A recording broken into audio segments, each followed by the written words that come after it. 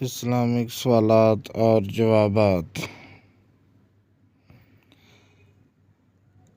سوال ہے اسلام کے کتنے ارکان ہیں؟ جواب ہے اسلام کے 5 ارکان ہیں۔ سوال ہے قرآن مجید کتنے پاروں پر مشتمل ہے؟ جواب ہے قرآن مجید 30 پاروں پر مشتمل ہے۔ سوال ہے نماز کتنی فرض ہیں؟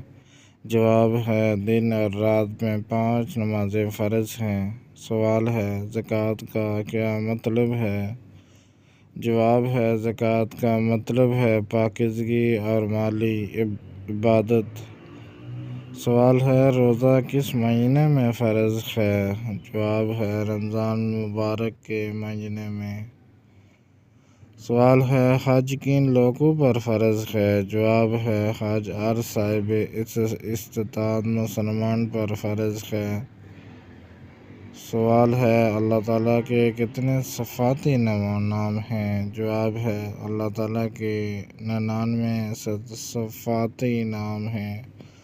سوال ہے کلمہ طیبہ کا کیا مطلب؟ جواب ہے لا الہ الا اللہ محمد رسول اللہ۔